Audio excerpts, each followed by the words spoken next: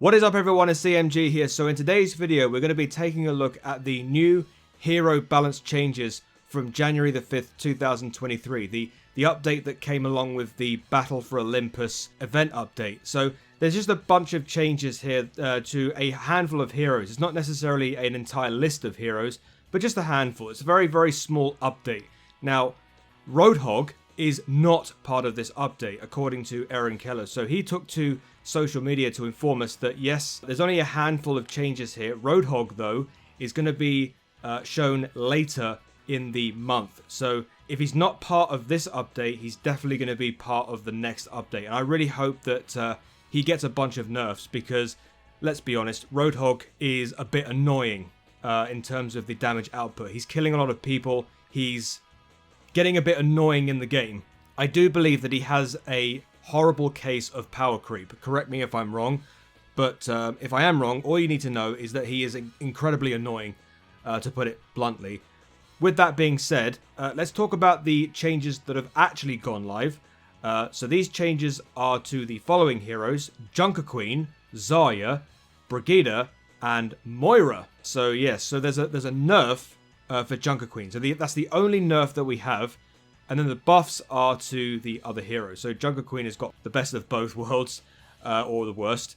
And then, of course, buffs to Brig, Moira, and Zarya. So we'll talk about those right now. Before we do that, though, make sure that you hit that subscribe button, send a comment, like the video, and then turn on your notifications. It really does help me out a great deal. For those of you that have done it already, thank you. I really highly appreciate it. Thank you so much for all the views and all the comments. It really does help me out tremendously. Right, let's take a quick look at JunkerQueen. Alright, so these are all of the changes to all of her abilities. So let's start with Adrenaline Rush. So it now heals for the remaining wound damage when an enemy dies with wounds on them. Okay, so I believe that's kind of like a regenerative health buff for JunkerQueen. Carnage cooldown is now reduced by 2 seconds for which to each enemy it impacts.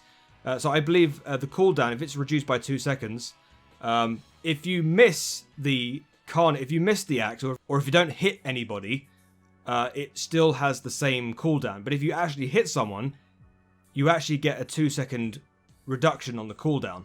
I think that's what that means. So yeah, I do believe this is a huge buff. This is going to encourage more collision on certain characters, which will benefit JunkerQueen because she's going to be able to survive a lot longer, or she's going to be doing a lot more damage. Now here's a nerf for JunkerQueen. So thrown impact damage reduced from 80 to 50. So when she throws it and hits somebody, it'll only do 50 damage rather than 80 damage. Thrown direct impacts now add a 30 damage wound to the stuck target. Stacks with wounds caused by quick melee or returning jagged blade hits. Okay, I believe there's kind of like, there's a difference between the nerfs and the buffs on the jagged blade. The thrown impact damage is definitely a nerf, but I believe that it kind of like balances it out when we talk about the added 30 damage when you throw the jagged blade at a character. So kind of like balances it out, sort of thing. Honestly, I don't really play that much JunkerQueen, so you know, I really need to sort of like play more JunkerQueen to see the differential changes, or to see any kind of difference in the way that JunkerQueen plays versus how she was before these changes. I can't kind of relate to these because I don't play JunkerQueen enough, but if you are a JunkerQueen main, or if you play a lot of JunkerQueen, I'm sure that you'll be able to pick up these changes when you play her now versus before. Right, let's move on to Zarya. So I play a lot of Zarya, so I can technically explain what's going on here. So basically, her bubbles, so the energy degeneration has been reduced from 2.2 to 2 per second. I believe this is so when you're gaining energy from all of the projectiles that are being hit at you, when you've got your energy up, the amount of time that you have with that energy, that is been increased. So basically you'll have that energy a lot longer before that degenerates. So basically if you've got all that damage, so basically if you've got like 100 like maximum charge and you're doing tons of damage, if you don't get any damage hit on you, the degeneration will begin a lot longer. So if you see there, delay before energy degeneration begins after gaining energy increased from 1 to 2 seconds. So originally it was 1 second, but it's now been increased to 2 seconds. So now you'll have that energy a lot longer before it starts to degenerate. So I hope that makes sense. If that's wrong, let me know. Right, let's move on to the supports. So we've got Brigida.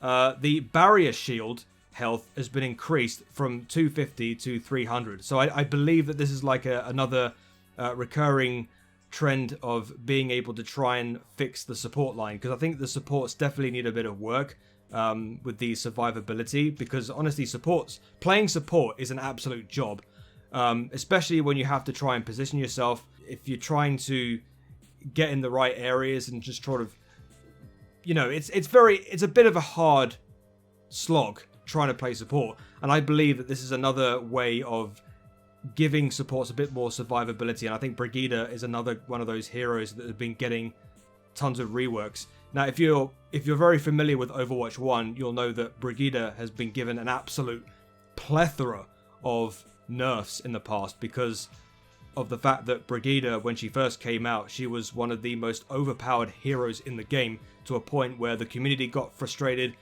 even the devs got frustrated, and Brigida was literally a headache, not just for the community, but for the development team as well, because they didn't know anything from Adam about how to rework her or balance her to make the community happy in terms of the way that she plays, because she's incredibly difficult to sort out.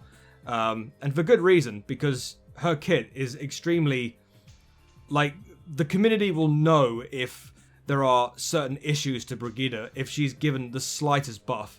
But the only reason why I think this is a good idea is because supports are in need of some serious work, because they need it. Because it's a very difficult job trying to play support at the moment, as discussed earlier. So yeah, Brigida definitely needs this. She needs a bit of an increase on her barrier shield. But whether or not other people agree with me or not, I don't know. Everybody has their own opinion.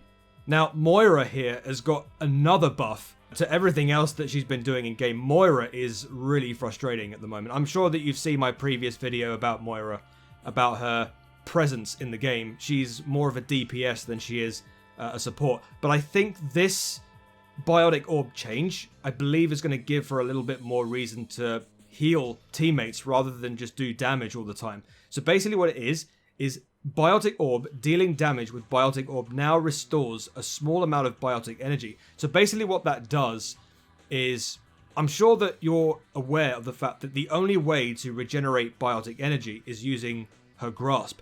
So if there's any enemies nearby, you'll be able to stick the biotic grasp on them and then regen some biotic energy.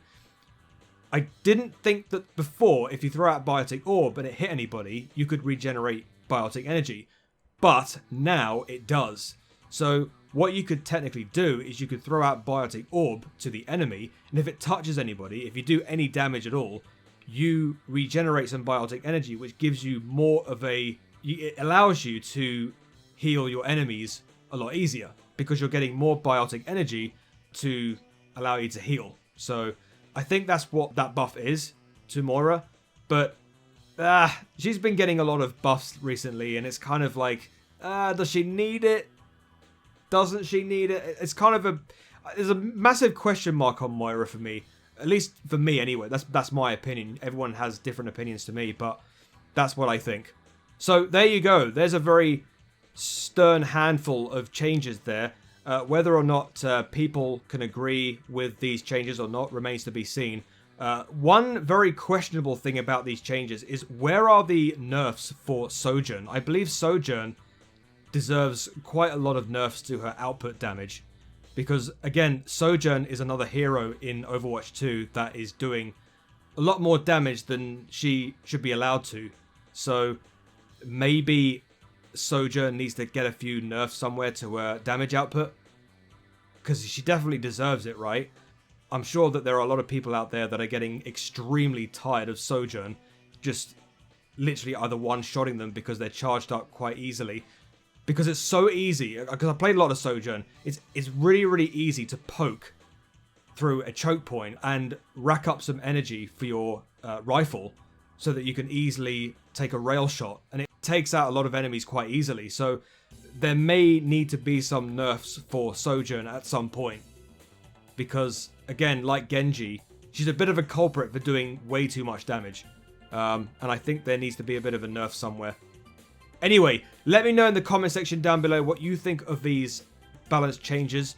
Like I said earlier, Roadhog isn't here, but as I said earlier, Aaron Keller has stated before that Roadhog changes are indeed coming, but later on this month. Not now, but they will be coming later next month. Let me know in the comment section down below what you think about all this, guys. If you like this idea for a video and you want to see more in the future, then go ahead and click on the subscribe button. Send a comment, like the video, and then turn on your notifications. It really does help me out a great deal. You can also check me out on all of my social medias, my Twitter account, my Discord, and of course, my TikTok. Thank you for stopping by, Jabs. Have a great day. Have a great life. Be nice to your fellow gamers because we're all human beings. I've been CMG as always, and until the next video, I shall see you later. Peace.